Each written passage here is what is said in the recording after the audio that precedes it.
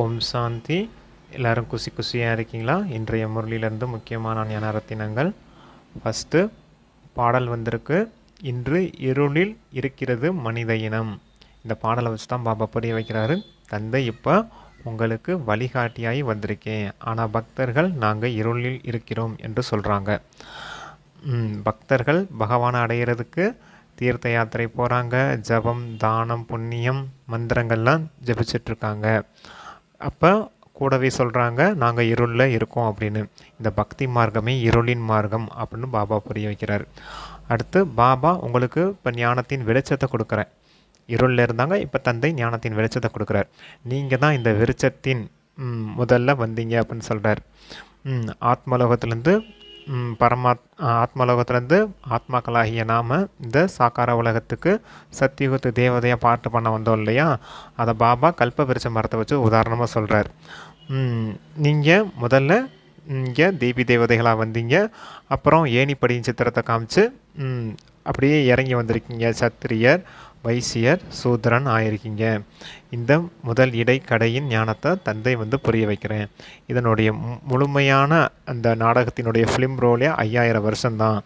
ஆனால் பக்தர்கள், அதாவது சாஸ்திரத்தில் கூட அது லட்சக்கணக்கான வருஷங்கள்னு எழுதி வச்சுட்டாங்க.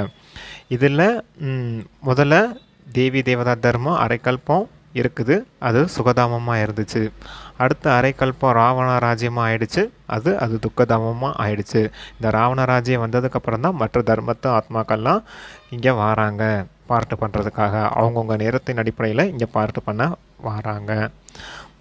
அப்போ இந்த விஷயத்தை படைப்பவரான தந்தை தான் இந்த படைப்பினுடைய முதல் இடைக்கடையின் ரகசியத்தை சொல்கிறாரு. அப்போ இந்த விஷயத்தெல்லாம் நீங்கள் அதிகாலையில் எந்திரிச்சு சிந்தனை செய்யணும்.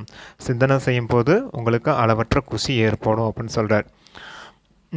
அப்போ தந்தையை கூடவே நினைவும் செய்யணும். நாம் இந்த முழு உலகத்தின் எஜமானர்களாக இருந்தோம், இப்போ நம்மளை அந்த முழு உலகத்தின் எஜமானர்களாக ஆக்கிறதுக்காக பாபா வந்திருக்காரு அப்படின்னு பாபாவோடைய நினைவும் செய்யணும். கூடவே நம்மளை இந்த ராவணன் கிட்டேருந்து தந்தை விடுவிக்கிறாரு, நம்மளை ராவணன் மீது வெற்றியடைய வைக்கிறாரு அப்படிங்கிற இந்த நினைவு செய்தீங்கன்னா உங்களுடைய விகர்மங்களும் விநாசமாகும் அப்படின்னு சொல்கிறார். எப்படி மாணவர்கள் தங்களுடைய பாடத்தை படிப்பை ரிவைஸ் செய்து பார்ப்பாங்களோ, அதே போல் நீங்களும் தந்தை சொன்ன ஞானத்தின் கருத்துக்களையும் இந்த ட்ராமாவின் முதல் இடைக்கடையின் விஷயத்தையும் நீங்கள் ரிவைஸ் செய்து பார்க்கணும். நீங்கள் எப்போவுமே இதை சிந்தனை செய்துட்ருக்கும்போது அளவற்ற குஷியில் இருப்பீங்க. அளவற்ற குஷியில் நாள் முழுக்க இருக்கணும் அப்படின்னு சொல்லியிருக்கார். அடுத்து 2வது பாயிண்ட்டு வானப்பிரஸ்த நிலையை பற்றி சொல்கிறார்.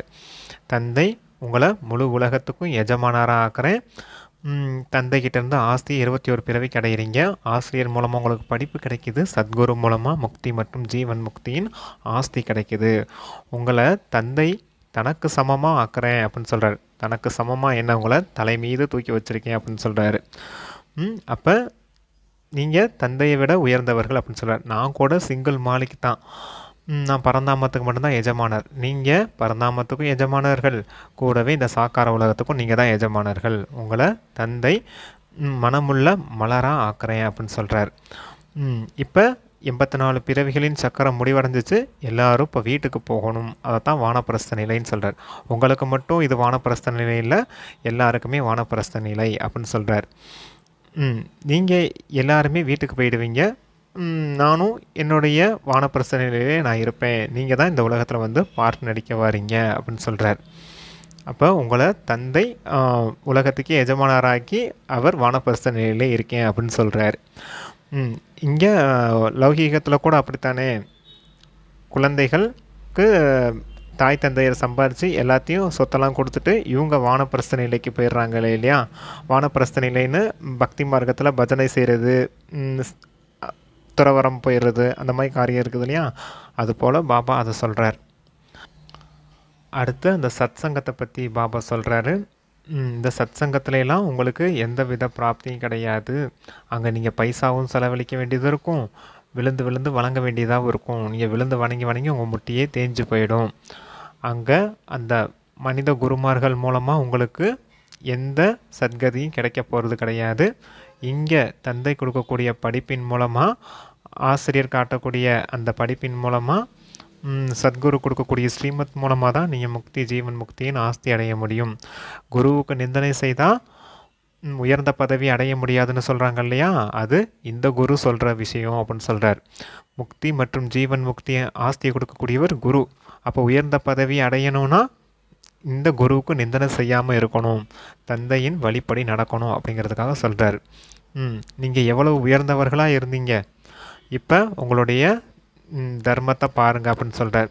முதல்ல உங்களுடைய தர்மமும் கர்மமும் மிகவும் உயர்ந்ததாக இருந்துச்சு, இப்போ இந்த தர்மமும் கர்மமும் மிகவும் கீழானதாக ஆயிடுச்சு. அதான் தந்தை இதை வெற்றி தோல்வியின் விளையாட்டு அப்படின்னு சொல்கிறார். இதில் வெறுப்படைகிறதுக்கான விஷயம்லாம் எதுவும் கிடையாது.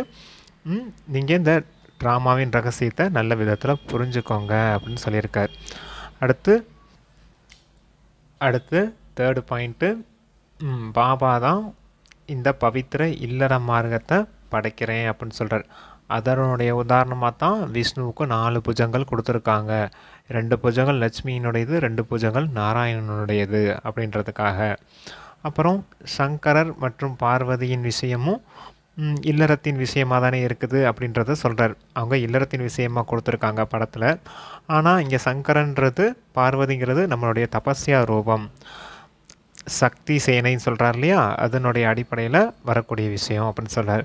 அப்புறம் பிரம்மா மற்றும் சரஸ்வதி ரெண்டும் சேர்த்து காமிச்சிருக்காங்க இல்லையா. அப்போ பிரம்மாவுக்கு எந்த மனைவியும் கிடையாது. பிரம்மா இப்போ சிவபாபாவுடையவர் ஆகிட்டார் இல்லையா. சிவபாபா கணவனாக இருக்கார், பிரம்ம பாபா அவருடைய மனைவியாக இருக்கார். அப்போ இந்த சரஸ்வதி யார், இந்த பிரம்மாவினுடைய மகள் அப்படின்னு சொல்கிறார். அப்போ இது ஒரு இல்லற மார்க்கம் போல் ஆயிடுச்சு இல்லையா. சரஸ்வதி மட்டும் மகளில், பிரம்மாவின் குமாரகுமாரிகள் எல்லாருமே அவருடைய குழந்தைகள் தான் அப்படின்றத சொல்ல வரார். இதுதான் பவித்திர இல்லற மார்க்கம். இப்போ நீங்கள் கணவன் மனைவி 2 பேரும் சேர்ந்து வாழ்ந்தாலும் தூய்மையாக இருந்து தூய்மையான உலகத்திற்கு எஜமானர்களாக ஆகணும். இது தந்தையினுடைய கட்டளை அப்படின்னு சொல்லியிருக்கார். இது பிரம்மா பாபா கையில் எந்த ஒரு சாஸ்திரமும் கிடையாது. முழு சாஸ்திரத்தின் எல்லா சாஸ்திரத்தின் சாரத்தையும் இந்த சிவபாபா தான் சொல்லிக்கிட்டு இருக்காரு, கிருஷ்ணர் இல்லை அப்படின்னு சொல்லி முரளியை முடிச்சிருக்காரு. வரதானம், உங்களுடைய சம்பூர்ண தன்மையின் ஒளி மூலமாக அறியாமை என்ற இருளின் திரையை விளக்கக்கூடிய ஒளி தரும் விளக்காகுங்கள் அப்படின்னு சொல்லியிருக்காங்க. இப்போ தந்தையின் வெளிப்படுத்துவதற்கான நேரம் நெருங்கியாச்சு. அதுக்காக நீங்கள் அந்தர்முகியாகி ஆழ்ந்த அனுபவம் என்ற ரத்தினங்களினால் தங்களை நிறைத்து கொள்ளுங்கள். உங்களுடைய பரிபூர்ண தன்மை இருக்குது இல்லையா, அது வெளிப்படும் போது, அந்த பரிபூர்ண தன்மைங்கிற ஒளி வெளிப்படும் போது அறியாமைங்கிற இருள் விலகிவிடும். நீங்கள் யார்? பூமியின் நட்சத்திரங்கள். இந்த உலகத்தை குழப்பத்திலிருந்து காப்பாற்றி சுகமான உலகமாக அமைக்கக்கூடியவங்க. அப்படிப்பட்ட சர்ச் லைட் நீங்கள் கொடுக்கணும் அப்படின்னு சொல்கிறார். புருஷோத்தம ஆத்மாக்களாகிய நீங்கள் இந்த முழு உலகத்துக்கும் சுகம் மற்றும் சாந்தியின் மூச்சு காத்து, அதாவது சக்காஸ் கொடுக்கக்கூடிய நிமித்தமானவர்கள், கருவியாக இருக்கீங்க அப்படின்னு புரிஞ்சுக்கோங்க அப்படின்னு சொல்லியிருக்கார். அதாவது நம்மளுடைய சம்பூர்ண தன்மையின் மூலமாக இந்த அறியாமைங்கிற இருள் அகன்று போகும் அப்படின்னு சொல்லியிருக்காங்க.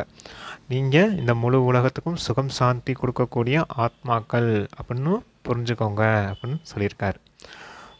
ஓகே, அடுத்து ஸ்லோகன் மாயை மற்றும் இயற்கையின் கவர்ச்சியிலிருந்து விலகி இருந்தீங்கன்னா சதா மகிழ்ச்சியுடையவராக இருப்பீங்க அப்படின்னு சொல்லியிருக்கார். கவர்ச்சி, மகிழ்ச்சி, அது ரைமிங்கை வச்சுக்கோங்க. Okay, thank you. ஓம் சாந்தி.